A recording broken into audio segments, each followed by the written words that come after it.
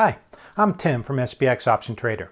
I trade SPX and SPY 0 DTE options intraday. And one thing that surprises people about trading 0 DTE options is this. You can have a clear opinion about the market within minutes of the open and still not have a trade for the day. The market may be moving, the direction may even make sense, and yet taking a position is still the wrong decision for the day. A big part of the job isn't just identifying direction. It's deciding whether a trade should exist at all. Now, most traders connect those two things automatically. If a person believes that the market is going up or down, they believe that they should be in a trade. However, with 0 DTE options, knowing market direction is only half of the equation. With same-day expirations, time is compressed, and because of that, direction alone is not enough. You can be correct about the market direction and still be wrong to take the position. One of the reasons is the cost of participation. There are mornings where the options are very expensive relative to what the market can realistically deliver that day. There was a good example of this recently. The market dropped nearly 40 points in about 15 minutes.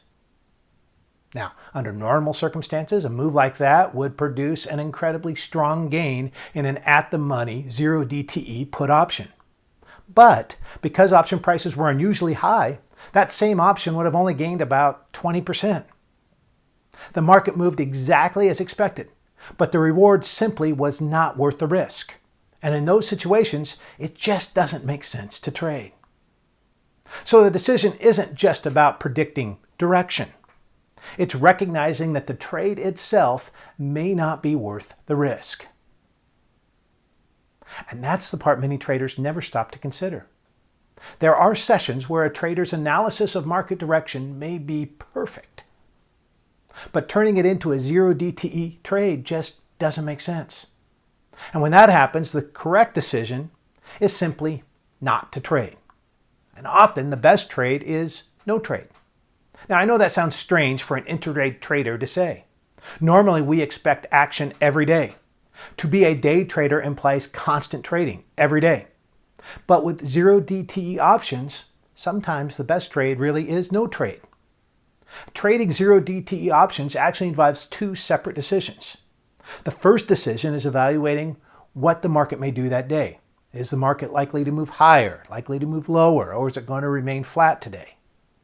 The second decision is determining whether a trade should exist at all. Even if the market direction appears crystal clear, a trader still has to decide whether it should actually be traded. And those two are separate decisions. And in 0 DTE options, both of them matter.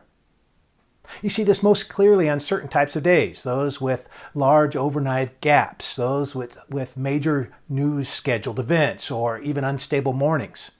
On those days, the market can move significantly, but movement alone does not automatically create a valid trade.